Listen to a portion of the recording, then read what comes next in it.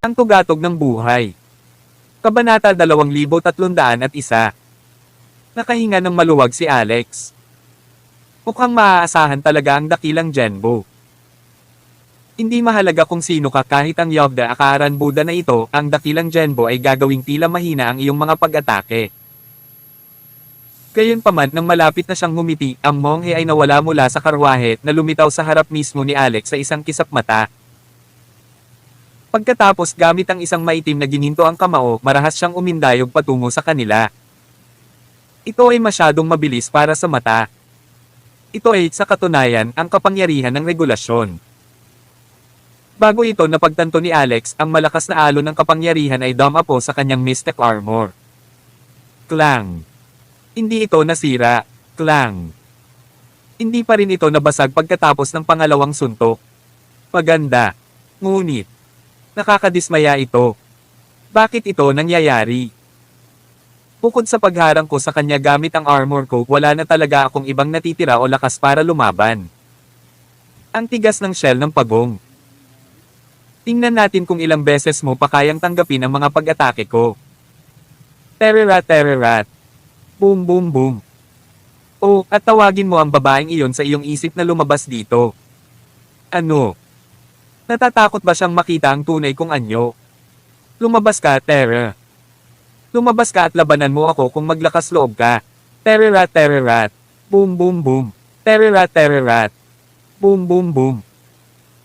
Noon nang nawasak ang nahati na kaluluwa ng monghe, narinig pa rin niya ang pagsasabi sa kanya ng babae na magwala sa mga huling sandali. Kaya naman, iyon ang dahilan kung bakit alam niyang may kaluluwa ng isang makapangyarihang babae sa katawan ni Alex. Sa wakas ay naunawaan ni Alex na siya ay lubos na walang magawa sa ilalim ng mga pag-atake ng monghe. Ito ang kanyang domain pagkatapos ng lahat. Matigas at mabigat ang kanyang mga kamao na parang naging Hulk. Bawat suntok ay parang isang malaking bato ang bumagsak na nagparamdam kay Alex na para bang sisubog ang kanyang mga organo na nagbibigay sa kanya ng matinding sakit. Lahat ng kanyang 110 gininto ang core ay nanginginig dahil sa impact na pilitang umatras. Ang banal na kapangyarihan sa loob ng kanyang kaibuturan ay nagyelo rin sa lugar.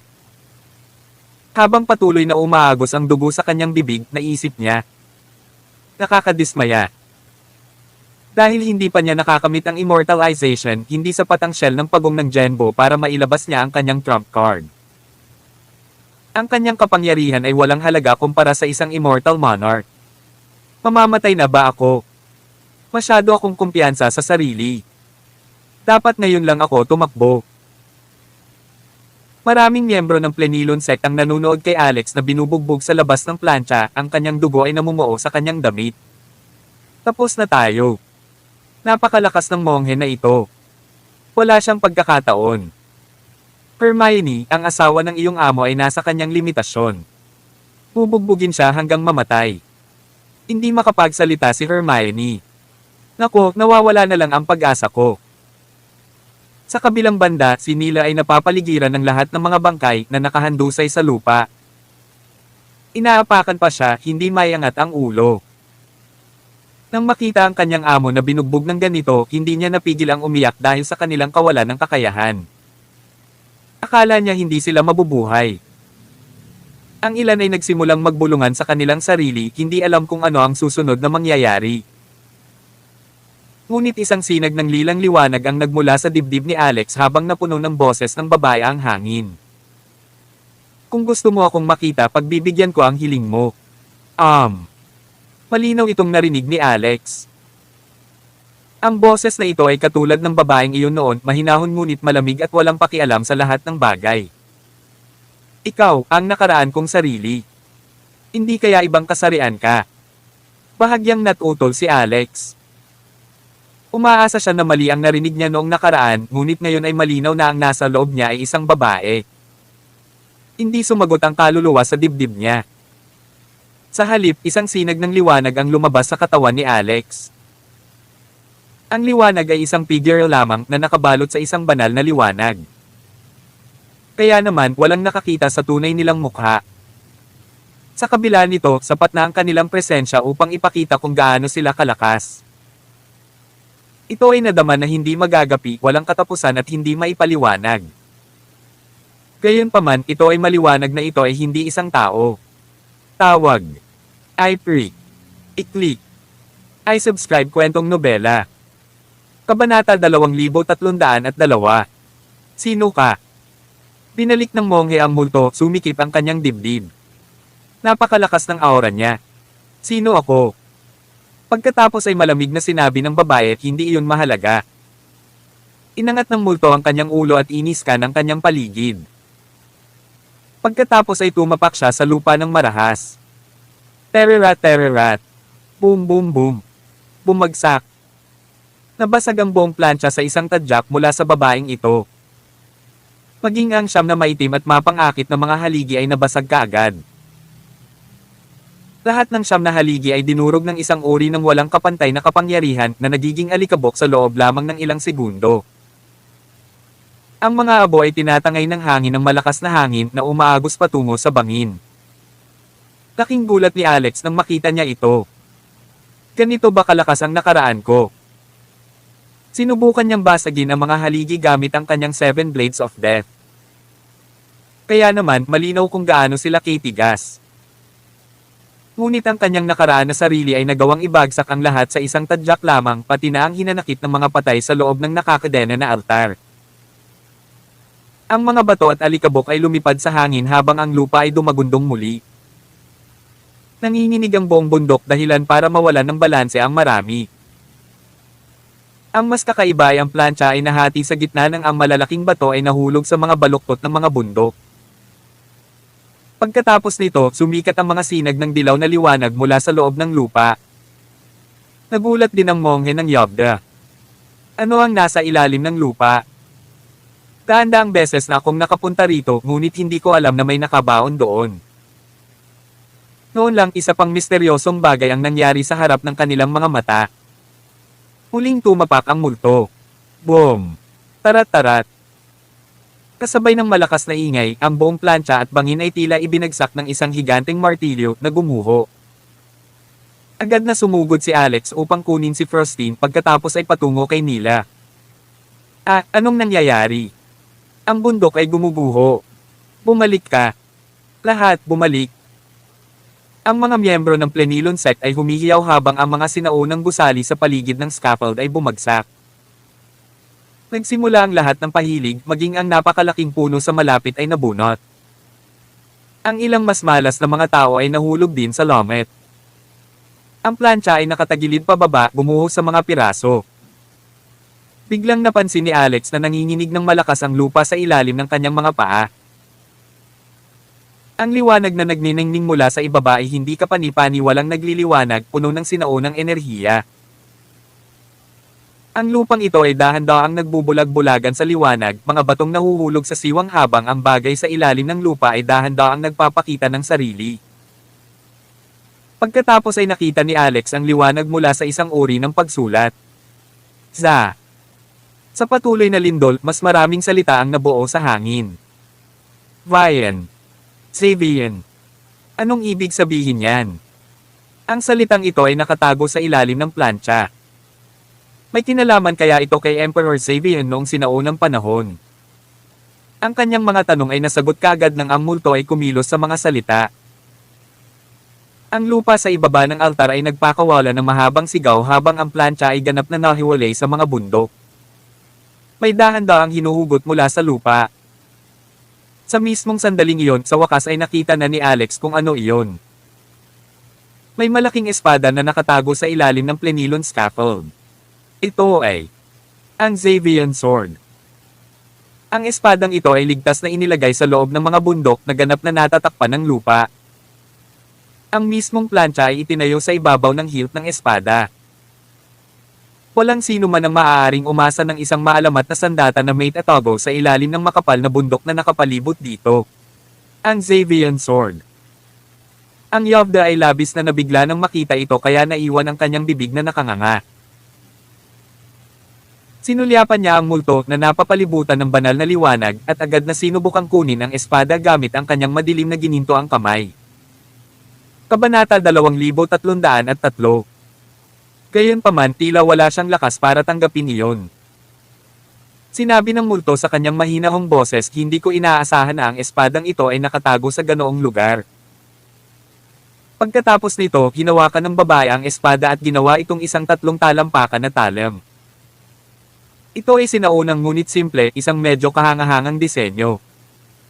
May mga kakaibang ukit sa gilid na naging mas cool pa. Ito ay kahit na medyo kaaya-aya habang ito ay laslas sa hangin. Nakakaawa. Pamantong hininga ang multo habang nakatingin sa espada. Nagtanong ang monghe, ano ang sayang? Ang katotohanan na kailangan nitong pumatay ng isang piraso ng basura ilang sandali pagkatapos itong mahayag. Ako ba ang tinutukoy niya? Natigilan ang monghe pagkatapos ay nakaramdam ng labis na insulto. Kung tutuusin, isa siya sa mga sikat na makapangyarihang Diyos noon. Siya ay naging isang immortal monarch sa kasalukuyang panahon. Hindi marami ang maaaring magkaroon ng pagkakataon laban sa kanya. Ganyan kalaking usapan. Hindi ba't ikaw ay isang kaluluwang gumagala? Wala kang anumang mga ugat, pabayaan ang isang katawan. Ngunit naglakas loob ka bang magsalita sa akin ng walang galang? Sige, lalamunan kita ng buo. Eye of the Dragon God, lunukan mo. Isang itim na tato na dragon ang lumitaw sa likod ng monghe kasama ang isang malabong anyo ng isang aktwal na dragon sa likod niya. Pagkatapos, ang buong lugar ay nagsimulang manginig ng may nabuong itim na butas sa kanyang harapan na nilalamon ng lahat ng nasa daan nito. Gayunpaman, ang multo ay ibinayo ng bahagya ang espada na winasak ang lahat ng ito na parang isang panaginip lamang. Namatay kaagad ang monghe. Pagkatapos nito, dinala ng multo ang espada at naging isang sinag ng liwanag, mabilis na tumagos sa 36 na bangkay. Huling naibalik ang kapayapaan sa mundong ito. Namatay ang monghe, samantalang ang mga bangkay ay bumalik sa pagiging mga bangkay lamang. Sa kabilang banda, hawak pa rin ng multo ang espada. Tahimik siyang lumulutang sa hangin, nakatingin sa malayo. Walang nakakaalam kung ano ang kanyang tinitingnan o kung ano ang kanyang iniisip. Nang bumalik si Nila sa kanyang anyo bilang tao, hinawakan siya ni Alex at si Frostine sa kanyang mga bisig, bahagyang nag-aalala. Ang aking nakaraan ay napakalakas. Magiging katulad ba ako ni Dorothy at magiging host nila? Baka siya ang pumalit. Isang babae sa katawan ng isang lalaki. Baka gumawa siya ng mga pagbabago sa katawan ko para magkasya siya sa sarili niya. She's really your past self. Nakatanggap si Nila ng telepatikong mensahe mula kay Alex kanina. Parang nagsusulat ng testamento si Alex na nagsasabi sa kanya na tumulong sa pag-aalaga sa kanyang pamilya kung sakaling bumalik siya sa Amerika. Sagot ni Alex. Oo, nabanggit sa akin ito ni Dio noon. Ang ating mga nakaraan ay malungkot na magkasintahan. Sabay kaming muling isinilang at nakatago sa dibdib ko ang nakaraan ko. Ngunit hindi niya sinabi sa akin na ang aking nakaraan ay isang babae. Bahagyang ipinikit ni Nila ang kanyang mga mata at hindi nangangahas na tumingin ng diretso sa kanila. Idiot!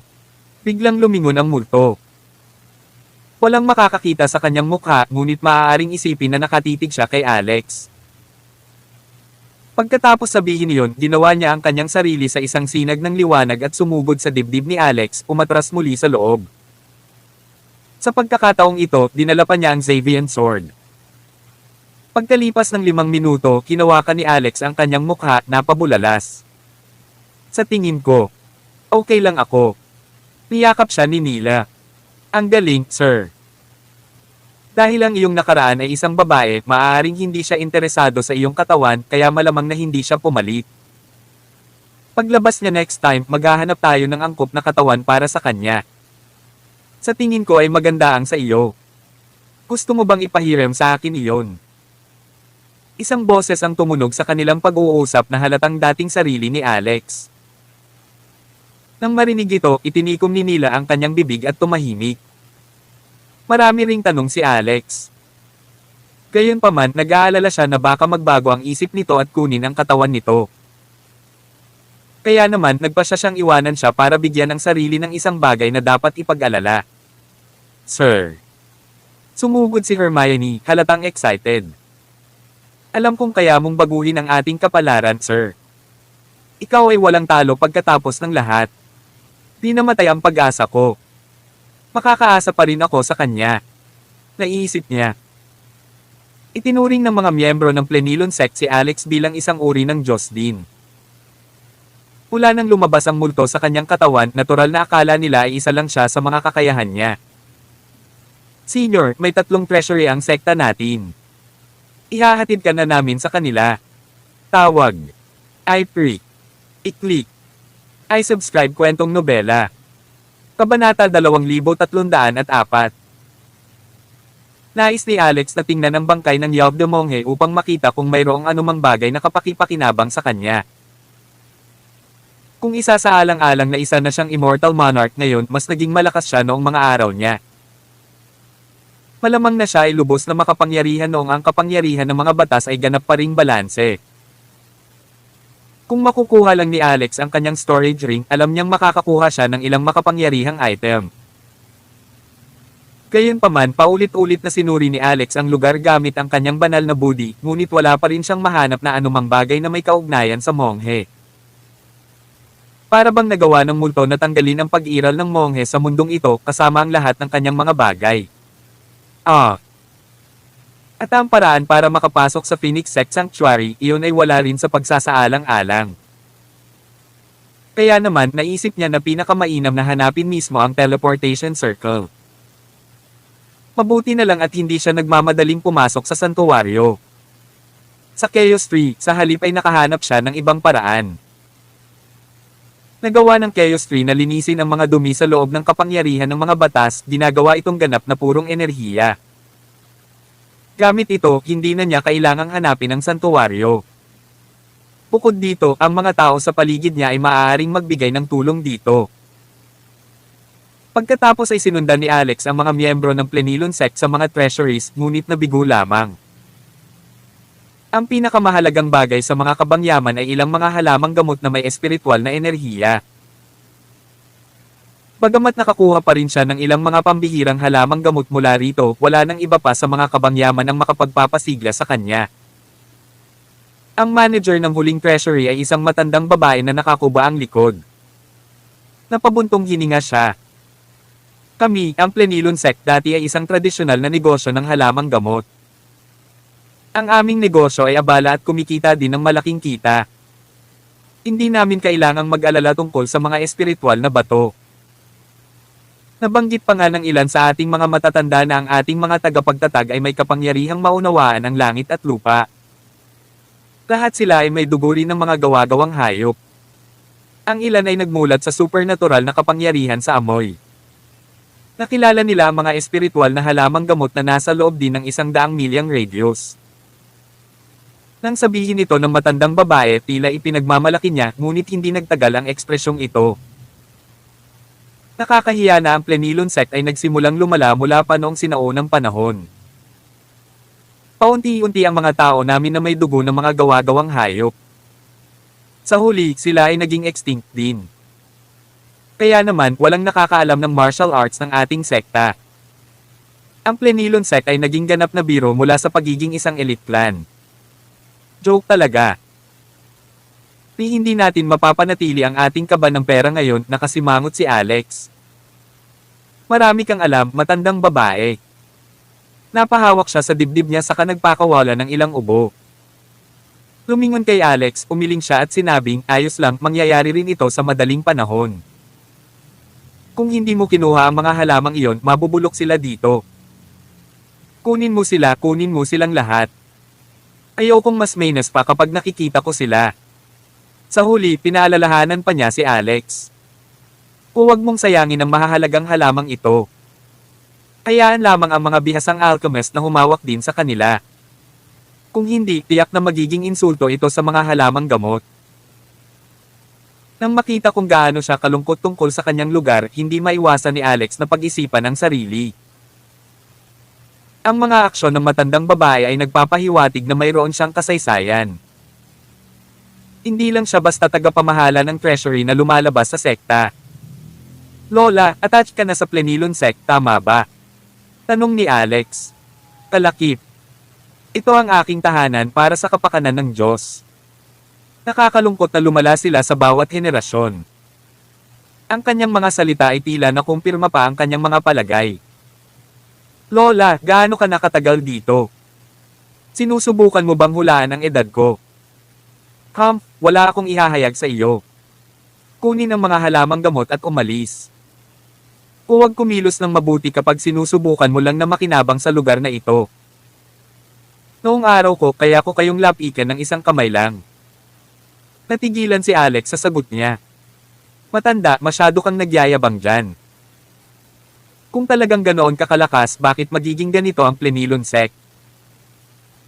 Hindi lang pinatay ang sect master, kailangan ng isang tao na palitan bilang isang peking habang itinatago ito sa iba. Maya-maya, sumugod si Nila na may hawak na Prostein sa kanyang mga bisig. Nang tingnan ni Alex ang mga kabangyaman, sinabi niya kina Nila at Hermione na bantayan si Frostine. Sir, tingnan niyo po siya. Medyo naliligaw siya. Parang kumukulo ang dugo niya na parang mainit na tubig. May lumalabas pa siyang singaw sa ilong at bibig niya. Ito marahil ang kinahinatnan ng bloodline-induced blood sacrifice. Nasa critical na kondisyon siya. Agad na naramdaman ni Alex ang paninikip ng kanyang dibdib. Agad niyang binuhat si Frostine at winalis ang porcelain tea na nakalagay sa mesa bago maingat na ibinaba si Frostine. Kabanata 2305. Nag-iinit ang katawan ni Frostine at pawis na pawis siya. Pulang-pula ang mukha at katawan niya na para bang sinisingaw ng buhay. Medyo mabilis din ang paghinga niya.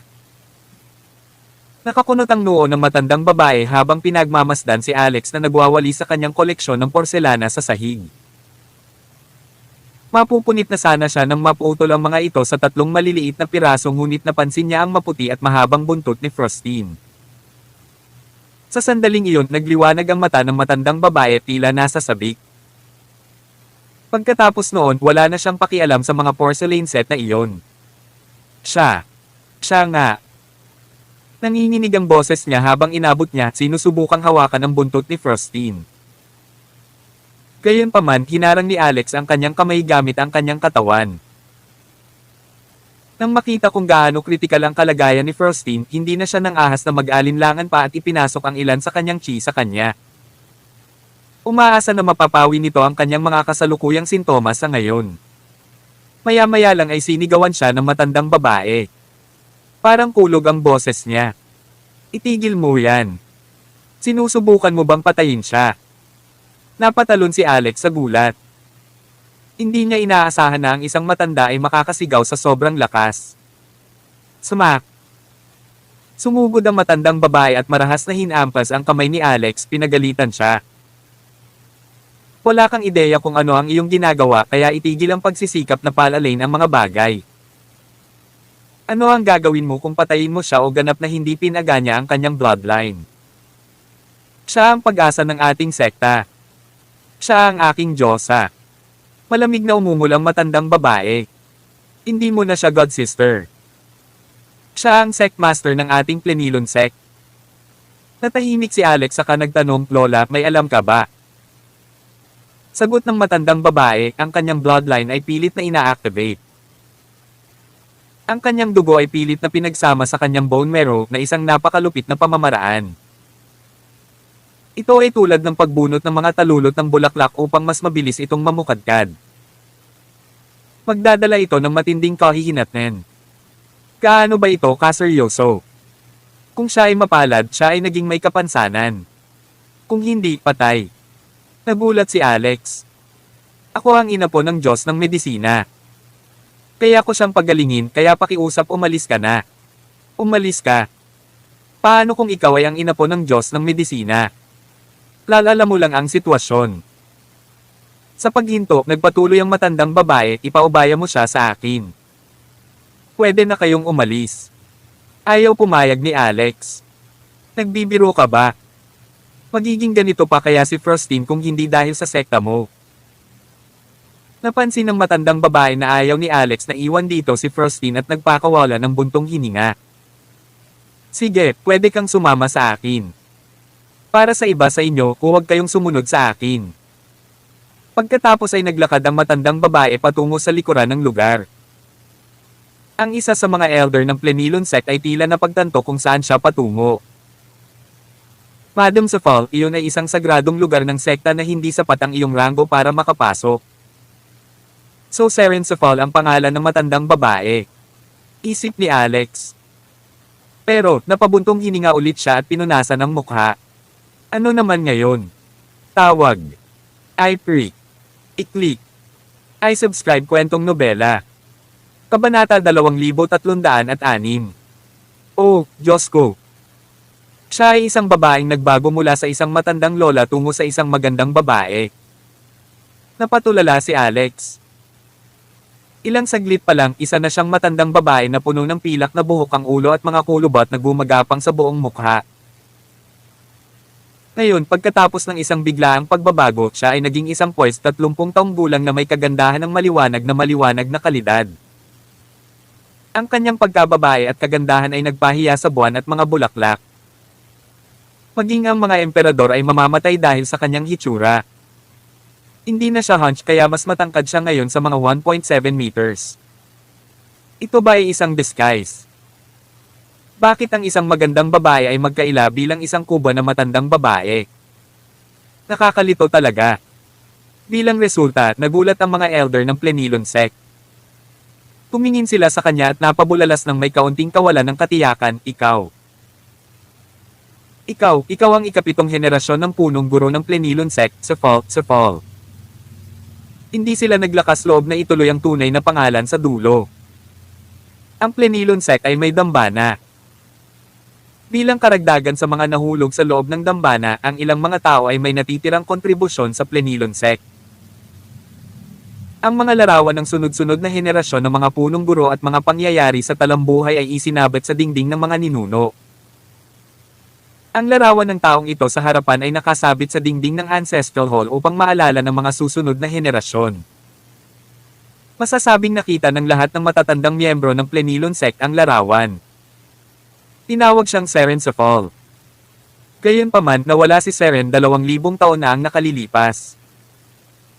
Ayon sa iba't ibang mga haka-haka, ang ikapitong henerasyong leader ng sect na ito ay bumagsak 2,000 taon na ang nakalilipas dahil sa isang aksidente. Ang kanyang spirit plaque ay nasa Ancestral Hall. Kaya naman nagulat ang mga tao ng Plenilon sect nang makita nila ang kanyang mukha. Tama iyan. Ako ito.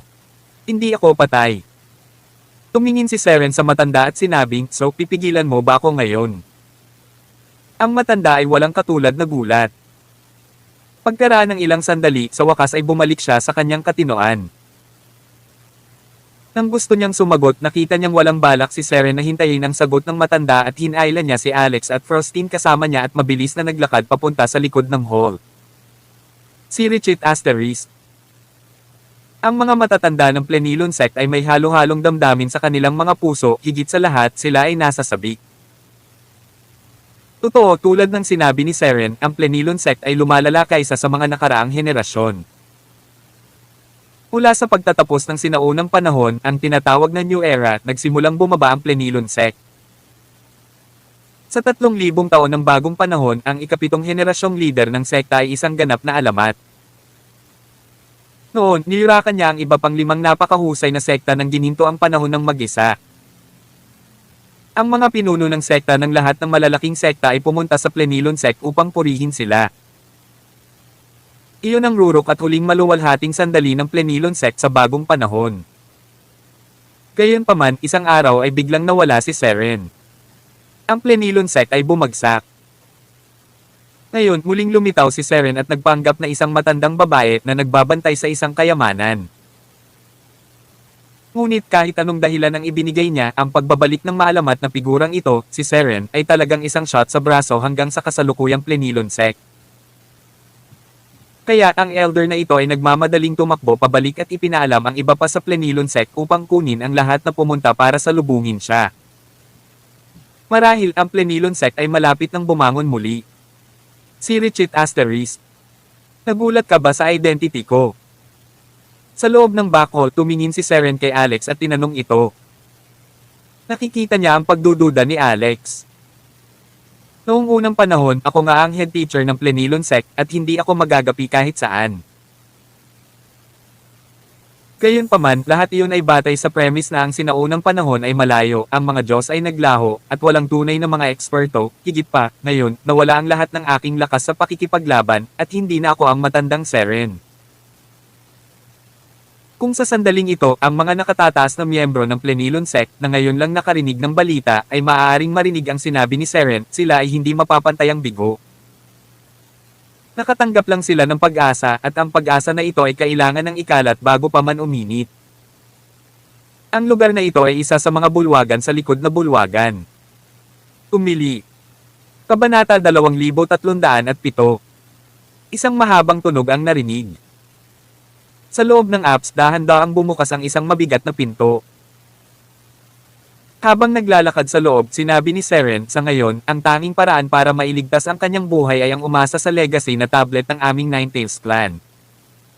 Nasa loob ang legacy na tablet. Maya-maya, nakita ni Alex ang legacy tablet na binanggit ni Seren. Napakatangkad noon. Maaaring ito ay isang daang talampakan ng taas. Isang malaking nine-tailed fox ang inukit sa batong monumento na may 9 na buntot na kasing tingkad ng buhay. Ang bawat buntot ay may iba't ibang kulay at kumikinang na may kakaibang kinang. Mayroong isang malagol na gubat na may hindi mabilang na mga demonyo na nakaluhod sa 9 na buntot na Sorrow, nakikinig sa makalangit na katotohanan at nauunawaan ang impermanence ng mundo. Gayunpaman, napagtanto ni Alex na hindi na siya makalakad nang maabot niya ang 100 metro sa harap ng batong monumentong ito. Kahit anong mangyari, hindi siya makalapit. Hindi na kailangang subukan. Sabi ni Seren kay Alex, hindi ka galing sa Ninetales clan. Nilikha ka upang makalakad hanggang sa puntong ito. Ipaubaya na lang sa akin ang bagong pinuno ng sekta. Sa akin dito, magiging maayos siya. Tumanggi si Alex na pumunta. Bagamat nakikita niyang hindi nagsisinungaling si Seren, hindi rin siya naglakas loob na balewalain ito at hindi naglakas loob na lumayo. Ang bibig ni Seren ay umaawit sa oras na ito at ang aura sa kanyang katawan ay nagkaroon ng seismic change. Kung siya ay tulad ng isang ordinaryong matandang babae bago ito, ngayon ay inilabas niya ang aura ng isang pinuno sa isang santuwaryo. Hindi lang iyon. May nakaumbok sa likod ni Seren handang lumabas. Lumobo ito habang nagtatagpo ang enerhiya. Mga buntot. Magpapabuntot siya. Rihim na naisip ni Alex sa sarili. Ito ay dahil ang locus yung iyon ay eksakto kung saan nagtanim ng buntot si Frostine. Tila nahihirapan si Seren at pilit na pinipigilan ang sakit. Phew! Tama ang hula ni Alex, may lumitaw na buntot. Mayroong higit sa isa. Siya ay aktwal na lumaki ng 5 foxtails ng sunod-sunod. Gayunpaman, ang mga buntot ni Seren ay iba sa mga buntot ni Frostine, kapwa sa kulay at sa pino ng mga buhok. Maraming mga kakulangan kumpara kay Frostine. Ang mga buhok na ito ay medyo mapurol, walang kakanyahan at nawala ang kanilang espiritu ng pakikipaglaban. Ito ang dahilan kung bakit nawala ang kanyang kapangyarihan sa pakikipaglaban. Gayunpaman, ang sumunod na nakita ni Alex ay isang pagsabog ng kanan. May mga pagsabog ng enerhiya sa buntot ni Seren. Sa sandaling ito, para bang ang isang patay na puno ay namumulaklak at ang tagsibol ay bumalik sa lupa at ang 5 mapurol na buntot ay naging walang katulad na maningning at nangingibabaw muli. Gamit ang mga buntot na ito, nakagawa si Seren ng hindi mababasag na hangganan. Nagliwanag ang liwanag. Ang huling nakita ni Alex ay inilagay ni Seren ang lahat ng kanyang buntot sa katawan ni Frostine. Isang mas nakakabulag na liwanag ang dumaan. Isang hindi kilalang puwersa ang humila sa legacy tablet ng Ninetales clan. May puting liwanag na tumagos sa bato. Ang silid sa apps na ito ay naiilaw na parang bituin. Sa pagkakataong ito, bukod sa hindi niya makita ang larawan sa loob, natusok ng liwanag ang kanyang mga mata kaya hindi niya ito maimulat at tuluyan na siyang napailing. Pamana. I wonder kung ano ang mangyayari sa huli. Si Richit Asterisk. Ang paghihintay na ito ay 3 araw at 3 gabi. Nang tuluyang patayin ang ilaw sa legacy tablet at nagsimulang mawala ang nakakabulag na mga sinag ng liwanag, nakita ni Alex si Frosty na nakabitin sa harap ng stone tablet, tahimik na parang nakatulog, ngunit may misteryosong enerhiya sa kanyang katawan na patuloy na umiikot at nagbabago, kudyat na namana niya ang pamana ng Ninetales sa stone tablet. Si Seren, ang dating nakamamanghang pinuno ng sekta, ay naging matandang babae. Mukha siyang mas matanda kaysa sa naunang disguise. Tawag. I-Pre. I-Click. I-Subscribe kwentong nobela. Kabanata 2308. Napatingin si Alex kay Seren na nasa harapan niya. Ngayon lang, napakagandang babae pa rin niya. Ngayon siya ay puno ng pilak na buhok na may humihinang chi at dugo. Nawasak lahat ng aura niya. Kahit sa likod ng puwitan, may bahid ng dugo. Sa kabila ng pagpapakita noon bilang matandang babae, ngayon ay naging matandang lola na talaga siya. Ano nga ba ang nangyari sa loob? Lola, paano mo? Bagamat hindi nakita ni Alex ang proseso sa ngayon, sa pamamagitan lamang ng pagsasamahan, alam niyang tiyak na marami itong isinakripisyo ngayon lamang para iligtas si Frostine. Kasalukuyang sinuspinde pa rin si Frostine sa harap ng monumento na bato, ngunit malayo siya sa panganib ng kamatayan. Malaki na rin ang pinagbago ng kanyang body aura na nagbibigay sa iba ng pakiramdam na unti-unti niyang nababalik ang kanyang superiority. Dahan-dahang lumabas si Seren mula sa loob. Mabagal ang kanyang paggalaw na para bang ang paghakbang ay nakakakuha ng maraming lakas. Sa paglalakad pa lamang sa gilid ni Alex, siya ay nasa bingit ng pagbagsak. Tulungan mo ako. Pinanliitan ni Seren ng mata si Alex na parang sinasabi, bakit wala kang foresight sa kabila ng pagiging isang matandang lalaki? Umiti si Alex at hinawakan ang magkabilang braso niya, Lola, kumusta ang senior kong kapatid? Wala kang kapatid na babae. Ano? Siya ang pure bloodline inheritor ng Ninetales clan natin. Sa makatuwid, hindi ka kwalipikadong maging kapatid niya. Ikaw matandang vixen. Hindi ka man lang makalakad sa kalsada at sinusubukan mo pa ring maging dominante dito. Agad siyang itinaboy ni Alex. Agad na bumagsak si Seren sa lupa at puno ng galit ang mukha niya. Pero, hindi na siya tinulungan ni Alex. Do you believe me? I will take my senior sister away right now. Ang Plenilon sect at Ninetales clan ay walang kinalaman sa atin. Tingnan natin kung nakikinig siya sa iyo o sa akin. Ikaw. Napatitig si Seren kay Alex. Alam mo bang maganda ang kinabukasan niya? Puro bloodline siya. Ang kanyang mga tagumpay sa hinaharap ay higit sa akin. Kung aalisin mo siya, sinisira mo siya. Paano ka naging makasarili? Inilagay ni Alex ang kanyang mga kamay sa kanyang dibdib at walang pakialam na sinabi, malayo sa itaas mo. Lola, tingnan mo ang iyong kabutihan ngayon. Ang iyong buntot ay wala na, ang iyong chi energy at dugo ay halos talunin. Ang isang relic na tulad mo ay hindi man lang maprotektahan ang iyong sekta. Kahit sinong random na tao ay maaaring magpanggap bilang iyong pinuno ng sekta. Ano ang kahulugan ng buhay na nalampasan ng iba? Ikaw. Itinuro ni Seren si Alex, malakas ang kabog ng dibdib, halos magsuka ng dugo hanggang mamatay. Para kanino ko ito ginagawa? Naging ganito ako dahil sa senior mo na kapatid at inatake mo talaga ako nito. Tao ka pa rin ba? Anong gusto mong sabihin? Tatawagan ko ngayon ang aking nakatatandang kapatid na babae at hihilingin sa kanya na lumayo sa Plenilon sect sa hinaharap. Kung hindi, puputulan ko ang kanyang buntot at sisirain ang kanyang Ninetales bloodline. Yung mahilig maging vixen, feel free. Hindi namin ginagawa. Pagkatapos magsalita ni Alex, bumalik ito at ibinuka ang bibig at umungol para gisingin si Frostine. Namutla sa takot ang mukha ni Seren at buong lakas siyang tumakbo, hindi, pasensya na, sinasabi ko sa iyo na pasensya na, hindi mo siya ginigising, nakikiusap ako sa iyo, please. Namula si Alex. Siyempre, tinatakot lang niya si Seren. Hindi niya aabalahin ang estadong kinaroroonan ni Frostine. Alam niyang imposibleng putulin ang buntot. Sa sandaling ito, tiyak na ito ang pinakamahalagang sandali para kay Frostine, isang pagbabago sa buhay. Hindi pangkaraniwang hindi komportable si Alex nang makita niyang nagsasalita ang lola na parang nakatataas. Tama, mag-usap ng maayos o kaya kung lipulin lahat ng plenilon sect mo ngayon din. Marahas na sabi ni Alex. Sandaling nagsalubong ang mga kilay ni Seren. Ang kanyang puso ay malungkot at mapait ngunit emosyonal din. Ang plenilon sect na kung saan ay nasa isang magandang estado sa orihinal ay bumagsak sa ganitong lawak upang yarakan ng isang maliit na kilalang bata. Nakakalungkot talaga. Ngunit wala siyang magawa. Kung sa taong iyon lang. Kalimutan mo na iyon. Ang isang tunay na matagumpay na tao ay hindi magyayabang tungkol sa mga nakaraang tagumpay ngunit magagawang mapanatili ang isang mapagpakumbabang saloobin at ang masigasig na espiritu ng palaging sumusulong. Gayunpaman tumingin siya kay Alex at malamig na ngumuso sa kanyang puso. Kabanata 2309. Hayaan muna kitang maging kampante sa ngayon.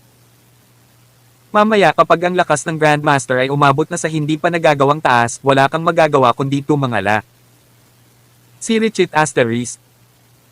Samantala, sa Starborn City, sa wakas ay dumating na ang mga tao ng Sunshrine. Desidido si Donovan na makuha ang Chaos Beads, Chaos Bell, at lalo na ang Chaos Tree sa katawan ni Alex. Hindi lang siya, ang Sunshrine Sect Leader, si Gabriel, at ang 12 Peak Lords, lahat ay gustong makuha agad ni Donovan ang Chaos Tree. Sa Chaos Tree, ito ay tulad ng pagkakaroon ng isang hindi pa nagagawang Treasure Mountain. Kapag naging opisyal ang isang tao, magkakaroon din ng kapangyarihan ang mga taong nakarelasyon niya. Lahat ay makikinabang. Nakarating na rin kami dito pero 3 o 4 na araw na ang Beastard na iyon. Sa oras na ito, natatakot ako na matagal na siyang tumakas kung sino ang nakakaalam kung saan. Ang nagsalita ay si Mika na sumunod din sa kanya at galit na galit kay Alex. Nagbihis si Alex bilang kanyang nakatatandang kapatid at sinamantala siya. Nakaramdam siya ng kahihiyan gaya ng dati. Gayunpaman tiningnan niya ang tunay na nakatatandang kapatid na si Donovan at hindi niya mapigil ang malungkot sa kaibuturan. Matapos ang nangyari noong gabing iyon sa auction kung saan nagkaroon siya ng romantic entanglement sa peking senior brother, hindi niya pinagdudahan ang identity ng senior brother lalo na sa sandaling iyon. Napakaganda nito lalo na kapag ang pagmamahal ng isang teenager na babae ay kusang loob na ibinigay na may ganoong uri ng heart-racing romantic taste. Gayunpaman, nakilala niya ang totoong Donovan, nalaman niyang muli itong katulad ng dati. Seryoso siya sa pananalita at kilos. Siya ay walang pakialam sa kanyang intimate actions. Naiinis pa nga siya sa sarili niya sa paghawak sa kanya. Ang malamig na vibe at pagkilos ng pagtanggi sa mga tao ay ibang-iba sa Katanji, tanging lasa ng pag-ibig bago ito. Nagkaroon pa siya ng kaunting pagdududa tungkol sa oryentasyong sexual ng master. Nagustuhan niya ba ang mga lalaki? Simula noong tumakbo siya sa Starborn City, malamang may nakakita sa kanya. Magtanong tayo ng mabuti at tingnan kung ano ang mangyayari, mungkahi ni Gabriel. Ngayon pumunta ka agad sa teleportation circle. Sinira niya ang teleportation circle, hindi ako naniniwalang walang nakakaalam. Ang mga taong ito dito ay unang nag-teleport sa isa pang lungsod na tinatawag na Blue Lake City sa pamamagitan ng long-distance teleportation circle mula sa Race City. Ang Blue Lake City ay hindi ganoon kalayo sa Starborn City. Noong una ay gusto nilang mag-teleport sa Starborn City sa pamamagitan ng Blue Lake City, ngunit nang magtanong sila, nalaman nilang mayroon lamang isang teleportation array sa Starborn City na dumiretso sa Race City. Ito ay isang sakit sa atay. Kung walang pagpipilian, ilang tao ang maaari lamang tumawid sa ilang sa paglalakad upang makarating sa Starborn City. Buong 3 araw silang nasa kalsada. Nasa kamay ni Donovan ang mga kristal ng memorya tungkol kay Alex. Agad siyang tumakbo papunta sa teleportation circle para hanapin siya. Si Donovan ay mayaman at mapagbigay. Mayroon siyang ilang daang mga batong espiritu bilang gantimpala. O, pinag-uusapan mo ang lalaking ito. I remember him very well, obviously lalaki, pero nakasuot ng pambabae, Ray, halos isuka ko ang overnight meal ko. Nakita ng nasa katanghali ang gulang na lalaki na nagbabantay sa teleportation portal ang hitsura ni Alex mula sa memory crystal at agad na sumigaw ng malakas. Matapos matanggap ang Spirit Stone, alam na lang niya ang lahat. Sa wakas nang marinig niya na sinadyang sirain ni Alex ang teleportation circle, agad siyang nagalit, ano? Kaya't ang lalaking iyon ang sadyang sinira ang portal ng teleportasyon. How dare you? Ngunit sa pag-iisip, hindi, ang bilog ng teleportasyon ay hindi nasira. Pagkasabi niyon ay lumabas sa portal ang isang medyo may edad na lalaki. Nang makita niya si Donovan at ang iba pang nakapaligid sa kanya, kinabahan siya. Anong gusto mo? Ito ba ay isang pagnanakaw? Pera o sex? Tawag. I free. I-click. I subscribe kwentong nobela. Kabanata 2310. Napatingin ang karamihan sa lalaking nasa katanghaliang gulang na hindi lang kalbo kundi may malaking nunal din sa ilong. Parang napakalaswa ng mukha niya. Lalo na't halos masuka si Mika nang makita ang mukha nito na parabang natatakot siyang manakawan. Tara, hindi ka ba masyadong confident sa sarili mo? Saan ka nag-teleport? Tanong ni Donovan. Saan ako nag-teleport? Inawakan ng lalaking nasa katanghaliang gulang ang kanyang kalbo na pang-itaas at inikot ang kanyang malalaking puting mata, puno ng euphemism ang kanyang mukha na parabang nakatingin sa mga tanga. Saan pa ba ako manggagaling? Hindi mo ba nakikita ang mga ganoong kalaking salita? Tinuro niya ang sign sa tabi ng portal. Ang karatula ay malinaw na nakasaad na ang portal na ito ay maaari lamang mag-teleport sa Razor City. So, nag-teleport ka talaga dito mula sa Razor City. Hindi maiwasan ng nasa katanghaliang gulang na lalaki ang tumingin sa mga taong nanunood sa teleportation circle, sino sila? Parang lahat ng tao, mayroon ba silang ilang mga tornilyo sa kanilang mga ulo? Nang matapos magsalita ang lalaki ay dali-dali siyang umalis sa lugar na ito ng kaguluhan. Pamulong din ang lalaki, may mga kakaibang tao taon-taon, ngunit mas marami sa taong ito. Ang taong namamahala sa pagbabantay sa portal ay tumingin kay Donovan at sa iba pa. So, maling tao ba ang nahanap mo? Hayaan akong ipahayag ng maaga, ang regalo ng mga espiritual na bato ay hindi ibabalik. Galit na galit sina Gabriel, Donovan, at ang iba pa na halos magsuka sila ng dugo. Walang katumbas na inis si Mika at sinabing kakaiba. Ang portal ay malinaw na sira at hindi gumagana. Paano ito gagana muli? Ngunit kung gayon nagtrabaho kami ng husto para sa wala nitong mga nakaraang araw, nagmamadali sa trabaho, araw at gabi. Isang Peak Lord ang biglang nagsabi, may naalala ako. Pinsan ay narinig ko ang isang matandang lalaki na nagsabi na ang 3,000 mundo ng portal ay higit sa 10,000 taon na ang nakaraan sa nakaraan. Ang pamilya Stormer ng gininto ang edad ang may pananagutan sa pagtatayo. Ang tao na isang Divine Array Master ay napakasikat.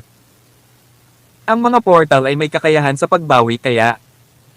Gayunpaman, hindi ito alam ni Alex. Sa oras na iyon, mabilis din niyang winasak ang mga sinaunang rune sa pagbuo ng blueprint dahil kailangan din niyang mag-ingat na hindi siya matuklasan ng bantay. Ang kanyang pagkilos ay napakabanayad at ang bakas ng rune na iyon na nabura ay hindi malalim. Makalipas ang maikling panahon, bumalik ito sa normal. Kaya kahit na ang caretaker ay hindi nalaman na ang portal ay nasira. Gayunpaman sa huli, nakatanggap si Donovan at ang iba pa ng mensahe mula sa bantay na ito. Sa Starborn City, maraming sikat na tao. Hindi ko kilala ang lalaking tinutukoy mo, ngunit ang babaeng kasama niya ay ang binibini ng pamilyang Yggdrasil, si Hermione Yggdrasil. Ang kanyang talento sa cultivation ay namumukod-tangi at siya ay sumali sa Plenilon sect matagal na ang nakalipas. Ngunit ilang panahon na ang nakalipas, may malaking nangyari sa pamilyang Yggdrasil. Maraming tao ang naulipol sa isang gabi. Ang pamilyang Yggdrasil, ang Plenilon sect. Si Richit Asterisk. Sa sandaling ito, hindi alam ni Alex na inilantad ni Hermione ang kanyang kinaroroonan. Ayon sa intensyon ni Seren, kailangang manatiling ganito si Frosty nang hindi bababa sa 1 linggo o higit pa bago niya tuluyang makonsolidate ang Ninetales inheritance na natanggap niya. Nauna rito, ipinasa ni Seren ang lahat ng kanyang bloodline energy kay Frosty gamit ang ganoong paraan para maiangat ang kanyang krisis at matagumpay na ma-activate ang legacy na tablet. Ang puntong ito ay nagpakilos pa rin kay Alex. Kaya kung mawawala ang lahat ng iyong bloodline energy, hindi ba mapapaikli din ang iyong buhay? Sagot ni Seren, it's nothing terrible. Dapat pala matagal na akong namatay. Ang pagpapanatili sa buhay na ito at makita ang kumpletong pagkatalo ng Plenilon sect ay isang bagay na hindi ko kinaya. Ngayon, sa wakas nakahanap na ako ng angkop na tagapagmana. Hanggat mabubuhay ang Plenilon sect, ano ang masama sa pagsuko nitong buhay ko? Nakita ni Alex na nahihirapan na siyang maglakad. Sa wakas, naantig siya matapos marinig ang paliwanag nito. Kumuha siya ng prutas. Para sa iyo. Kinuha ito ni Seren, tiningnan ito ng mabuti at nabigla. Ito ay ang makalangit na batas bunga. Saan mo nakuha? Kinuha ko. Kabanata 2311. Napulot mo. Sa tingin mo ba maniniwala ako? Kalimutan mo na lang kung ayaw mong maniwala. Ikinaway ni Alex ang kanyang kamay sa ere para kunin muli ang makalangit na bunga ng batas. Parehong mabagal sa reaksyon at pagkilos si Seren kaya agad itong inagaw. Ito ay ginawa sa kanya overwrought. Napakalaki ng halagang ibinayad niya na lubhang nakapinsala sa kanyang pinanggalingan. Kung siya ay magkakaroon ng tulong ng bunga ng langit na batas, magkakaroon siya ng napakalaking muling pagdadagdag upang maibsan ang pagkawala ng pinagmulan sa kanyang katawan. Oo. Gusto ko ito. Gusto ko ito. Nag-aalalang sigaw ni Seren. Buti na lang at naging totoong lola na siya. Kung hindi, ito ay nakakasakit sa mga tuntunin ng pampublikong kagandahang asal para sa isang nakamamanghang kagandahan na magsabi ng mga ganoong bagay. Sa wakas ay nakuha muli ni Seren ang makalangit na bunga ng batas. Gayunpaman, bumantong hininga siya. Sa kasamaang palad, napakahirap na makahanap ng isang dalubhasang alchemist ngayon at hindi bababa sa kalahati ng kapangyarihang panggamot ay masasayang kung kakainin ko kagad ang makalangit na bunga ng batas. Kung maaari itong gawing Supreme Chi Rejuvenation Pill. Wala na siyang sinabi pa. Ito ay dahil sa pakiramdam niya ay hindi na kailangan na ipagpatuloy ang pag-uusap tungkol dito. Kahit na ang isang dalubhasang alchemist ay maaaring hindi makabuo ng Supreme Chi Energy Rejuvenation Pill ng matagumpay dahil nangangailangan ito ng 100% na kadalisayan ng walang anumang mga dayuhang sangkap. Kung hindi, ito ay isang nabigong tableta na may masamang epekto. Supreme Chi Rejuvenation Pill. Naramdaman ni Alex na medyo pamilyar ang tableta. Sa wakas, pagkatapos mag-isip-isip ng ilang sandali, mayroong nauugnay na impormasyon sa Ultimate Book of Medicine. Ito ay isang uri ng Supreme Elixir na makakatulong sa isa na makabangon muli. Ito ay inuri bilang ang mahusay na 9th grade pill at ang pambihira nito ay nalampasan pa ang maraming elixir. Para sa kasalukuyang sitwasyon ni Seren, kung kaya niyang ubusin ang Supreme Chi Rejuvenation Pill, magkakaroon ng pagkakataon na mabawi niya ang kanyang orihinal na kapangyarihan at malagpasan pa ang mga naunang kadena upang gumawa ng karagdagang pag-unlad at umakyat sa susunod na antas. Nang makalabas ang dalawang tao sa apps, nakita nila ang isang siksik ang pulutong ng mga tao na nakaluhod sa labas. Lahat sila ay mga disipulo ng Plenilon sect, nangungunang mga echelon at mababang rango ng mga disipulo. Nang makita ang hitsura ni Seren, agad silang sumigaw. All Puri the Sect Master. Ngayong namatay na ang Sect Master ng Plenilon sect, ang hindi inaasahang pagbabalik ni Seren ay nagbigay sa buong sekta ng walang kapantay na pag-asa. Inaasahan nila na maakay ni Seren ang Plenilon sect pabalik sa tugatog nito. Gayunpaman. Mali kayo. Hindi ako ang iyong Sect Master. Tinatawag na akong Madam Safal. Ang Sect Master ng Plenilon sect ay tumatanggap ng legacy sa loob. Sa makatuwid, siya na ang magiging Sect Master ng Plenilon sect mula ngayon at walang makakapalit sa kanya. Sinabi ng isang elder, senior, ang ating Plenilon sect ay napakahina nitong mga taon. Kaya talagang umaasa kaming isang malaking shot na tulad mo ang manggenguna at mag-abayan sa amin. Tinuya ni Seren ang sarili. Ang aking cultivation base ay wala na at hindi ko kayo matatalo kaya paano ko sasabihin ang tungkol sa pamumuno sa inyo? Huwag mag-alala. Kapag nakumpleto na ng bagong Sect Master ang legacy, tiyak na maaakay niya tayo pabalik sa sandali ng tuktok. Sa totoo lang, maraming tao sa Plenilon sect ang bahagyang nabaalisa. Si Frostin ay hindi miyembro ng Plenilon sect ngunit isang bihag na bilanggo. Bilang resulta, ang bilanggo na ito ay magiging pinuno ng sekta. Nadama nila na ito ay kahit papaano ay walang katotohanan. Gayunpaman, ang reputasyon ni Seren sa Plenilon sect ay napakahusay. Pangalawa lang siya sa tagapagtatag ng sekta, si Chantel C. Ngayong nagsalita na ang buhay na Seren, natural, walang nang ahas na tumutol. Bumaba ang gabi. Nakahiga si Alex sa kama. Ito ang marangyang tirahan ng Plenilon sect. Ngayong naging sectmaster na si Frostin, siya, bilang junior, ay itinuturing na may ilang ugnayan ng pagkakamag-anak o pagkakaibigan sa kanya. Dagdag pa rito, itinuring siya ng mga tao ng Plenilon sect bilang isang matandang halimaw mula pa noong unang panahon, kaya walang nang ahas na baliwalain siya, lalo pa ang pagpatay sa kanya sa gabi. Iniisip niya ang recipe at ang mga materyales para sa concoction ng Supreme Chi Rejuvenation Pill sa kanyang isip. Sa wakas, maingat niyang binilang ang mga halamang gamot sa kanya na magagamit niya. Kulang pa siya ng Crucial Earth Orchid kaya binalak niyang hanapin si Seren para magtanong tungkol dito. Kung mayroon siya nito, tutulungan niya itong gumawa ng tableta. Ito ay ituring bilang isang charity. Nakatulog si Alex sa pagkataranta. Tapos may narinig siyang boses na tulala. Pasok kayo sa loob. Tawag. I-free. I-click. I-subscribe kwentong nobela. Kabanata 2312. Medyo magulo ang isipan ngayon ni Alex na parang nananaginip. Ang boses na iyon ay isang babae at medyo pamilyar, ngunit hindi niya maalala ang tao. Bukod dito, ito ay napakaitim sa kanyang harapan kaya't wala siyang makitang malinaw. Ang punto ay paano niya ito pinasok? Saan siya pupunta? Walang butas at mga katulad sa harap niya na pwedeng pumasok.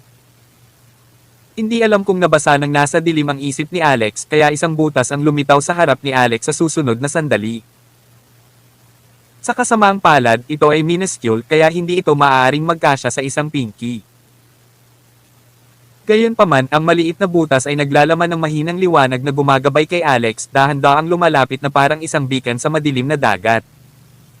Ano ang naroon sa loob ng butas? Posible kayang isang babaeng bodhisattva ang nakatira sa loob. Dahan-dahan itong nilapitan ni Alex. Napansin niyang parang malayo ang butas kaya hindi niya napigil ang mapabilis ang kanyang lakad at nagpatuloy sa pag-usad. Pagkatapos unti-unting lumaki ang butas. Kasing laki ito ng takip ng bote. Pagkatapos ito ay tila kasing laki ng isang mangkok. Sa wakas, ito ay tila kasing laki ng isang tangke ng tubig. Hanggang sa makarating siya sa pasukan ng butas, napansin niyang tila maliit siya na parang isang maliit na langgam na gumagapang sa isang bilog na arco. Gayunpaman, hindi pa rin niya makita ng malinaw kung ano ang nasa loob ng pinto. Tinatakan ng force field ang butas na parang layer ng pelikula at parang layer ng water ripple na may lamang emanation ng mahina, banayad at malabo na puting liwanag. Pasok kayo sa loob. Huling lumitaw ang boses ng babae, medyo mas malinaw kaysa kanina. Sa sandaling ito, nagsimulang maging malinaw ang kamalayan ni Alex. Noong una, hinala niya na panaginip lang iyon pero ngayon naiintindihan na niya na hindi pala. Sa halip, ito ay hindi kapani-paniwalang totoo dahil ito ay masakit nang kinurot niya ang kanyang hita. Saan ito? Pinilit ba akong kinaladkad ng isang babaeng bodhisattva sa isang tiyak na espasyo ng oras? Ano kayang meron sa loob? Ano ang sinusubukang gawin sa akin ng babaeng bodhisattva? Nag-alinlangan si Alex at lumingon para tingnan, ngunit madilim na wala siyang makita. Ano ba ang pinagdadaanan mo? Anong kinakatakutan mo? Huling lumitaw ang boses ng babae. Narinig ito ni Alex sa pagkakataong ito. Hindi ang babaeng bodhisattva kundi ang boses ng babaeng naunang pagkakatawang tao. Ang dati niyang pagkakatawang tao ay tumatawag sa kanya. Inabot niya at hinawakan ang force field ng butas na para bang ito ay isang layer ng elastic film.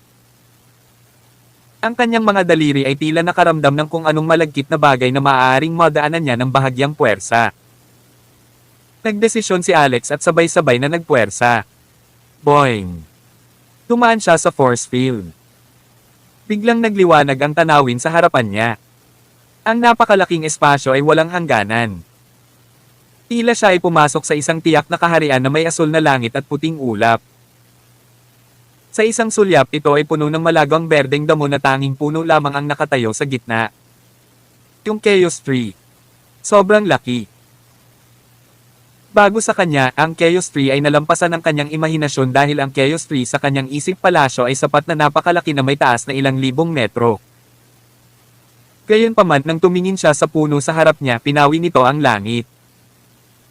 Nakatayo na siya ng sapat na malayo ngunit hindi niya pa rin makita ang tuktok nito sa isang sulyap. Ayon sa ratio, ito ay hindi bababa sa bilyon-bilyon. Okay, imposibleng gamitin ang karaniwang mga pamantayan sa pagsukat upang sukatin ito. Halika. Huling dumating ang boses. Nagmula ito sa Chaos Tree. Gayunpaman, walang nakita si Alex pagkatapos gamitin ang kanyang buong paningin. Sa sandaling ito, bigla siyang inalis ng napakalaking misteryosong puwersa at pilit siyang hinayla patungo sa Chaos Tree sa napakabilis na bilis. Ayon sa paglalakbay ni Alex sa paglalakad, una niyang tinansya na hindi siya makakarating sa paanan ng Chaos Tree pagkatapos maglakad ng ilang araw at gabi. Gayunpaman, naabot niya iyon sa isang kisap mata. Nakita niya ang isang anti-gong mesa na gawa sa kahoy. Mayroong 2 tasa ng malinaw na tsaa sa ibabaw nito na ang init ay umaagos at kumukulot. Gayunpaman, walang tao. Nasaan ang tao? Kamusta? Ang sinumang. Babaeng bodhisattva. Ang dati kong babaeng pagkakatawang tao, nasaan ka? Pumasok na ako. Hindi ka ba lalabas para salubungin ako? Laminggalinga si Alex sa paligid ngunit wala man lang siyang makitang figure. Matagal bago niya narinig ang mahinang boses na umalangaw-ngaw sa tabi niya. Mayroon ka bang hindi pagkakaunawaan tungkol sa akin? Napatalon si Alex sa gulat at napaatras sa isang nakakondisyon na reflex. Ang pinagmulan ng boses ay nasa kanyang kaliwang bahagi na may distansyang hindi hihigit sa 1 metro. Gayunpaman, wala siyang makitang sinuman.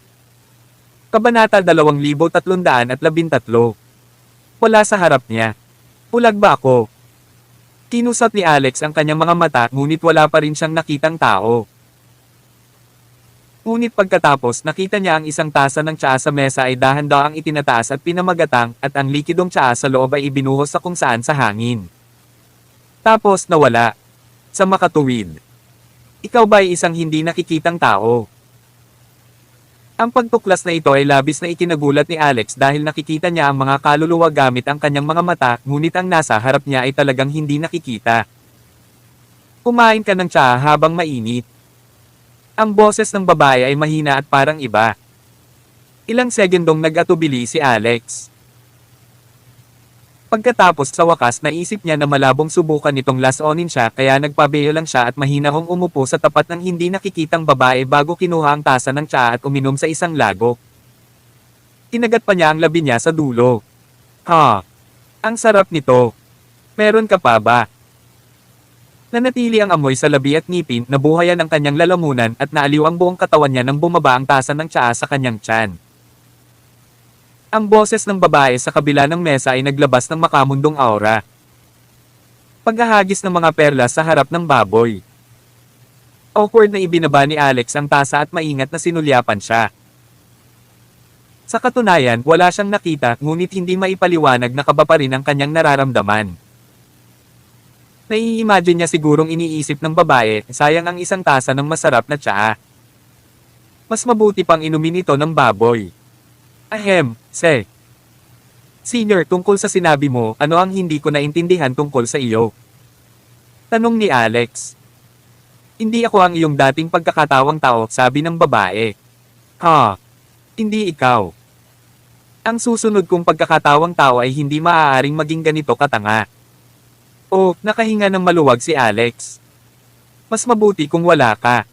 Talaga, mas mabuti kung wala ka. Nag-alala ako ng matagal.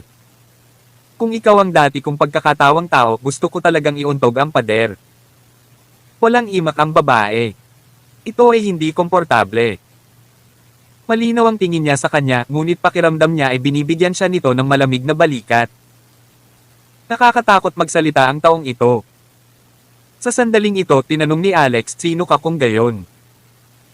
Hindi agad nakasagot ang invisible na babae. Sa halip tila nag-alinlangan siyang sabihin kay Alex ang tungkol dito kaya nagkaroon ng sandaling katahimikan sa ilalim ng Chaos Tree. 1 minuto. 5 minuto. Tahimik ang paligid kaya naisip ni Alex na nakalayo na ang babae. Hoy, nandyan ka pa ba? Kung ayaw mong magsalita, dapat sumirit ka. Masyado kang impolite para tumakas ng walang sinasabi. Pagkasabi niya noon ay narinig na niya ang tunog ng umaagos na tubig habang binubuhos ang tubig sa tasa bago ang babae. Hindi alam kung saan nanggaling ang tubig ngunit umalingasaw ito sa halimuyak. Hindi ito pinansin ni Alex noon ngunit ngayon ay naramdaman niya ang mga benepisyo ng tsaa habang pinapakalma nito ang kanyang katawan at pinapalusog ang kanyang mga meridian ng Chaos Chi na may napakataas na kadalisayan na dumadaloy sa kanyang katawan. Ito ay mas dalisay kaysa sa nagmumula sa Chaos Tree. Alam ni Alex na nandoon pa rin siya. Pwede rin ba ako? Tanong ni Alex. Hindi siya pinansin ng nasa kabilang mesa at masayang uminom ng tsaa. Pagkatapos uminom ng isang tasa nito, may isa pang tasa, samantalang si Alex ay nakatitig lamang at hindi nakakuha ng isang tasa nito. Hanggang sa lumipas ang mahabang panahon. Busog na busog ang babae sa kainuman. Noon lamang niya itinulak ang tasa ng tsaa at sinabi kay Alex, nakalimutan mo na ba na ikaw ang sumama sa akin? Ha? Nagulat si Alex. Wala siyang ganoong alaala. Ikaw ba't nagkakamali? Nakalimutan mo na rin ba ito? Isang lilang jade ang lumitaw sa manipis na hangin at lumutang sa harap ni Alex. Nang malinaw niyang makita ang hitsura ng purple jade, agad siyang nawala ng gana. Natagpuan ito sa bangkay ng isang babaeng engkanto sa God's Tomb of the Twilight of the Gods sa Undead Territory. Hindi naman pwedeng babaeng fairy ang nauna sa kanya, di ba? Ikaw. Naaalala mo ba? Tanong ng invisible na babaeng diwata. Sino ka? Ang tawag sa akin ng iba ay Mystic Maiden. Tawag. I pray. I-click. I subscribe kwentong nobela. Kabanata 2314. Oh, Mystic Maiden. Mukhang misteryoso ang pangalang ito. Nang makita siya ni Alex at ibinulong ang dalawang salitang Mystic Maiden, bigla niyang naalala ang isang karakter sa American Myths. Kaya curious niyang tinanong, hindi ka maaaring maging Mystic Maiden of the Nine Heavens, tama ba? Gayunpaman, naisip niya na ito ay imposible. Siguradong hindi iyon Mystic Maiden. Kung hindi, magugulat siya. Gayunpaman, ang hindi nakikitang babae ay hindi inaasahang nagsabi, meron talagang ganoong pangalan. Sa isang iglap, natahimik si Alex. Nakakagulat ang balita kaya kailangan niya ng panahon para matuno ito. Akala niya ay kapansin-pansin na ang isang babaeng engkanto, ngunit hindi niya inaasahan na siya ang Mystic Maiden of the Nine Heavens. Ngunit, ang sabi-sabi ay ang Mystic Maiden of the Nine Heavens ay ang mentor ng Yellow Emperor at ang alagad ni Goddess Mother Mary. At lahat sila ay mga prehistoric figure ilang taon na ang layo mula ngayon. Sa kanyang pagtataka, ang Mystic Maiden of the Nine Heavens ay nakadagan sa kanya at nakatago sa loob ng kanyang cardiac acupoint. Oh, hindi iyon tama. Hindi iyon ang pinakamahalagang bagay. Higit sa lahat, ang kanyang bangkay ay nakahiga pa rin sa loob ng God's Tomb, kaya patay ka. Sinabi ng Mystic Maiden, to be exact, nawalan ako ng isang mahalagang katawan. Napaawang ang bibig ni Alex. Tinawag niya ang kanyang bangkay bilang isang mahalagang katawan. Gaya ng inaasahan, napakalaki ng agwat sa pagitan ng prehistoric period at ngayon dahil pinaghiwalay ito ng ilang malalayong panahon. Kakaiba ang pakiramdam na tawagin itong isang mahalagang katawan ngayon. Samantala, napabuntong hininga ang Mystic Maiden. Ang mahalagang katawan na iyon ay sumunod sa akin sa loob ng maraming taon at ito ay pinalapot gamit ang isang natural na baog na jade. Kaya noong kinuha mo ako, dapat ay dinala mo rin ang aking mahalagang katawan. Gusto siyang punahin ni Alex. Piraid ko ang iyong libingan at kinuha ang iyong purple jade, ngunit hindi ako isang raider ng bangkay. Kaya bakit ko dadalhin ang bangkay mo? Upang kalikutin ito. Gayunpaman hindi siya naglakas loob na sabihin ito sa huli. Gayunpaman nabigla siya sa mga salita ng Mystic Maiden dahil ang mahalagang katawan ay naging isang piraso ng jade. Hindi yan tama. Inawakan kita at ang katawan ay napaka-elastiko, sabi ni Alex. Pagkatapos napagtanto niya na mali ito. Gaya ng inaasahan, nagalit ang Mystic Maiden. Hindi man nakikita ni Alex ang kanyang ekspresyon, naging mabigat ang kanyang paghinga at tila umihip ang malamig na hangin sa kanyang paligid. Ahem. Ano ang nangyayari sa loob ng libingan ng mga Diyos? Bakit napakaraming Diyos ang inilibing doon? Anong nangyari noon? Gayon din, noong una kitang matuklasan, nakahiga ka sa loob ng isang maliit na libingan na walang nakasulat, hindi katulad ng mga libingan ng ibang mga bathala. May mga lapida para sa iba at mga pangalan din. Nagmamadaling inibe ni Alex ang topic at sandamakmak na tanong. Hindi man lang siya sinagot ng Mystic Maiden. Nang akala ni Alex ay papatayin niya siya dahil sa galit, bigla niyang sinabi, pagkalipas ng isang oras, haharapin mo ang isang malaking kapigatian, at ang iyong buhay ay mabibitay sa isang hibla. Ha? Tanong ni Alex, alam mo na rin kung ano ang mangyayari pagkalipas ng isang oras. Sabi ng Mystic Maiden, ako ay marunong manghula. Hindi lamang ang iyong buhay ay mabibitay sa pamamagitan ng isang sinulid, ngunit ang buong Plenilon sect ay babagsak din. Ang iyong senior ay mamamatay, ang maliit na dragon na sumusunod sa iyo ay mapilayan, at ang babaeng alagad na tumawag sa iyo na Sir ang magiging pinakakawawa. Ang babaeng disipulong iyon na sinasabi niya ay si Hermione Yggdrasil. Nagulat si Alex. Gaano siya magiging miserable? Ang Mystic Maiden ay nagsabi siya ay mapapahiya hanggang sa kamatayan. The asterisk man, she will be so miserable for real. Gayunpaman, kailangan bang paniwalaan siya ni Alex? Imposibleng hindi siya maniwala sa kanya. Ayon sa alamat, ang Mystic Maiden of the Nine Heavens ay hindi lamang bihasa sa sining ng digmaan, ngunit siya ang nagtatag ng sinaunang paghula at sining ng 5 elemento. Kaya hindi dapat bihira para sa kanya na malaman ang tungkol sa panghuhula. Pinakamahalaga, ito ay nauugnay kina Nila at Frostine. Kaya kahit hindi siya naniniwala sa kanyang kaibuturan, kailangan niyang seryosohin ito at maging handa sa anumang posibleng sitwasyon. Saan magmumula ang malaking kapigatian ng buhay at kamatayan? Tanong niya. Hindi ba't sinaktan mo lang ang isang grupo ng mga tao? Dapat sila na. Agad na naunawaan ni Alex na iyon ang mga taong mula sa Sunshrine. Nalungkot siya kaagad. Sa kanyang pagtataka, hinabol nila siya sa Plenilon sect. Nagmamadaling nagtanong si Alex, may paraan ba para malutas ito? Ang Mystic Maiden ay nagsabi, meron. Kabanata 2315. Tanong ni Alex, anong uri ng pamamaraan? Sumagot ang Mystic Maiden, ako. Agad namang nakahinga ng maluwag si Alex dahil napakabuti nilang maliligtas.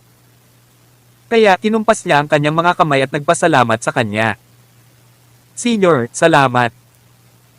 Not to mention this time, kinailangan pa niyang pasalamatan si Alex sa pagtakbo niya para patayin ang matandang monghe, si Yobda. Gayunpaman, ang Mystic Maiden ay hindi isang taong mapagkawanggawa at ito ay may kabayaran upang hayaan siyang iligtas ang kanyang buhay. May isang kondisyon na kailangan mong sang-ayunan. Anong klaseng kondisyon? Pumirma ng kontrata at maging lingkod ko. Ako, salamat Paulam. Gusto siyang isumpa ni Alex. Paano siya pumayag at pumirma ng kontrata? Hindi ba't nangangahulugan iyon na magiging lingkod siya sa mga henerasyon? Sinusubukan mo bang lokohin ako sa ilang salita mo lang? Tumalikod na siya at aalis na sana, iniwan ang paanan ng Chaos Tree na tumalsik ng wala saan. Gayunpaman, dumating ang problema. Isang bugzone ng Divine Force ang humila sa kanya nang pumunta siya rito kanina, ngunit ngayon ay hindi niya may iba-iba ang mga direksyon at ang paligid ay pareho ang hitsura. Koy, pwede ko bang itanong kung saan ang exit? Lumingon siya at nagtanong. Walang sumagot sa kanya. Dahil sa galit, hinanap ito ni Alex ng mag-isa. Gayunpaman, kahit anong lakad niya, tila hindi niya kayang iwan ang prairie na ito dahil hindi niya maabot ang dulo nito. Maya-maya lang ay may lumabas na eksena sa harapan niya.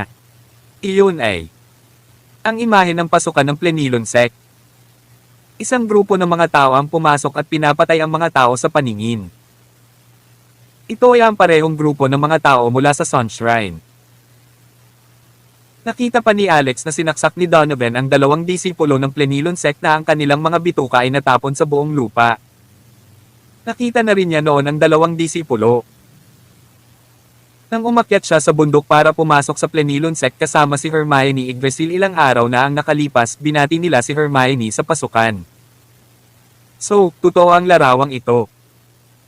Samantala, ang mga tao ng Sunshrine ay patuloy na sumulong at pumapatay ng mga tao sa paningin.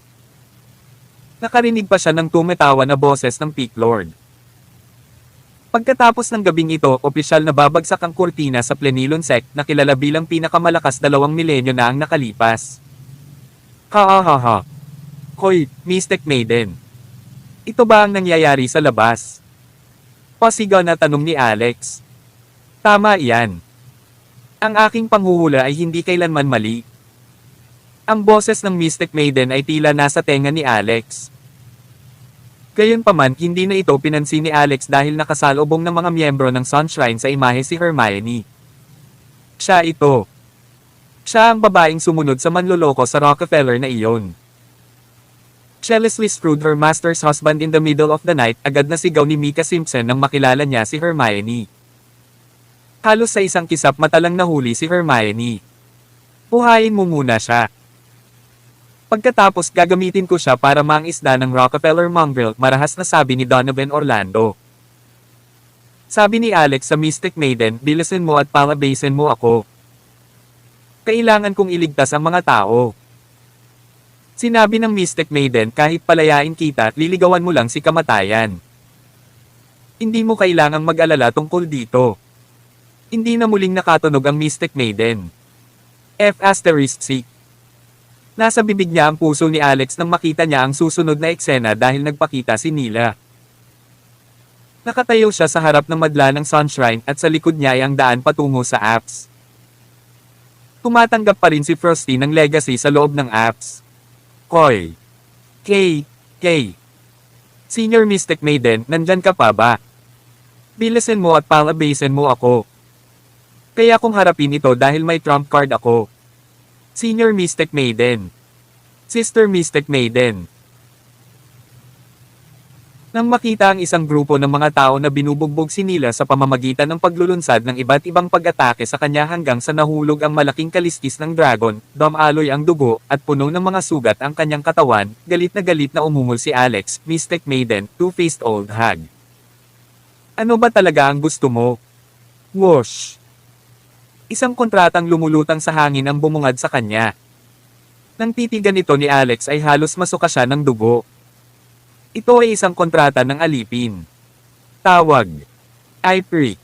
I-Click. I-Subscribe kwentong nobela. Kabanata 2316. Ang di nakikitang babae ba sa kanyang harapan ay ang mistikong dalaga ng 9 na langit na tumulong sa mga nangangailangan at nagpaginhawa sa mga nababagabag.